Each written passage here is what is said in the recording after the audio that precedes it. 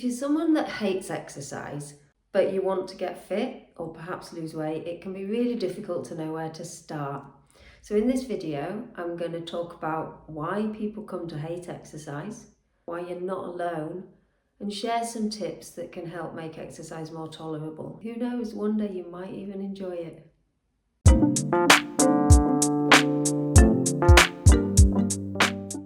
I'm Dr. Paula Watson, and I'm an exercise psychologist specialising in weight and related behaviours.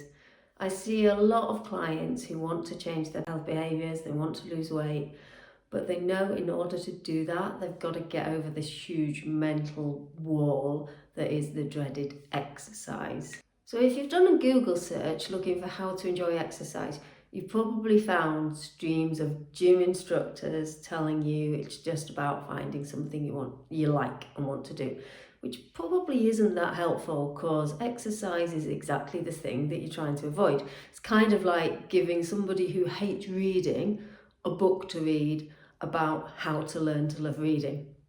So this video isn't going to contain any pictures of exercise, it's going to contain no lycra, nobody working out, and it's not going to be about just telling you to find the thing you enjoy, because I know it's far more complex than that.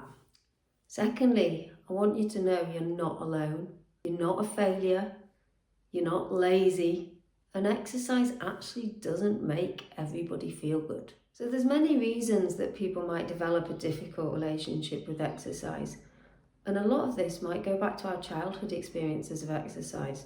So even school PE, for instance, perhaps you were bullied for your weight, perhaps you felt like you were no good at sport, or perhaps you just didn't enjoy it or were punished by the PE teacher. Perhaps nowadays as an adult, you just enjoy doing other things more. Perhaps you don't like getting sweaty, perhaps you feel you're no good at exercise, or you're very self-conscious about your body. So naturally, all these things make us want to avoid exercise, which can then make us feel like we're abnormal, because if we are ever in a group of exercisers, all those people we're with are those that love exercise.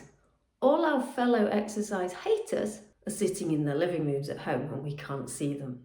So it's kind of like we've created this narrative for ourselves as I'm an I hate exercise person.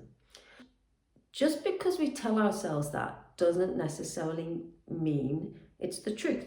It might be the automatic thing you say to people, it might be the automatic thing you think.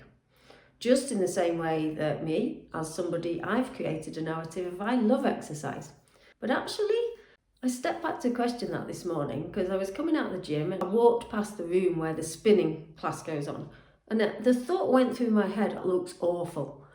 And I couldn't think anything worse than sitting in a dark, small room with somebody, I'm sweating my butt off, somebody shouting their head off at me, saying, work harder, work harder. I would not enjoy that at all. So it kind of got me thinking, it's not exercise as a whole I love, it's certain types of movement. But what I do love is I love Brazilian Jiu-Jitsu, I love running, I love dancing to cheesy 80s music. So there's actually lots of different types of movement. And if we can start to think of exercise as a more holistic activity rather than just you've got to go to the gym, you've got to wear lycra, which is only really one subset of movement, there's probably going to be something out there we enjoy. Because actually, we were all born to move. You only have to look at any toddlers, the minute they're learning to walk, they want to run everywhere, they want to climb, they want to explore. That was you once.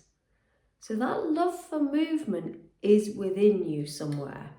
So I suspect when you're thinking that narrative, I hate exercise, you're conjuring up a picture of a certain type of exercise. But I wonder whether you've ever stopped to test that belief and ask yourself, where does it come from? Is it true? When did I actually last test it? And what's really important to think of here is there are so many different types, different ways of moving our bodies.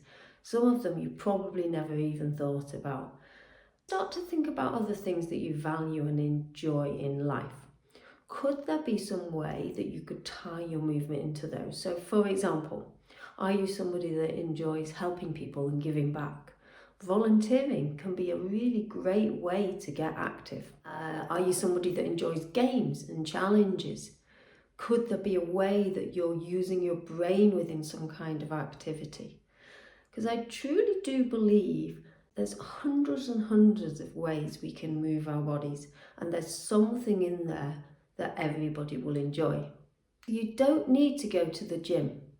Exercise isn't about just the gym, just running, just lifting weights. In fact, some of the most active people I know really don't like exercise in that form either.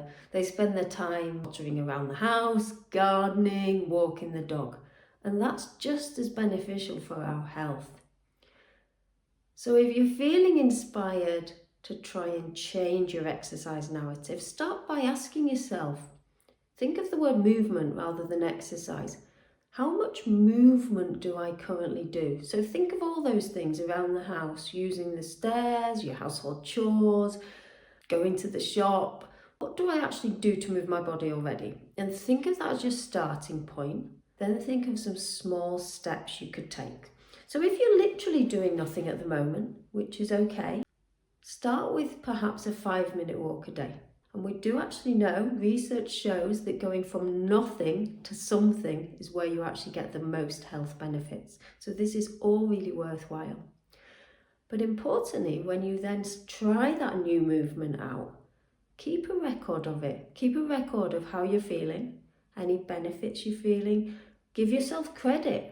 Putting yourself out there to do something kind for you, despite it being uncomfortable.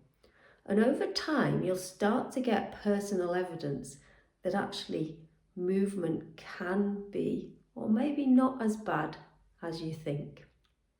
If you found the information in this video helpful, please do comment below, let me know how you get on. Whilst we can get some benefits from these general tips, and this may be enough for some people, don't worry if you're feeling it's not enough and are still struggling to change. If you're struggling with your exercise, you might think, oh, I'll go and see a personal trainer. But actually, when the struggle is a mental one rather than a physical one, that's where exercise psychology can come in. I do offer one-to-one support. So if you feel you're at that point and you're ready to tackle your relationship with exercise, please do reach out and we can have a chat.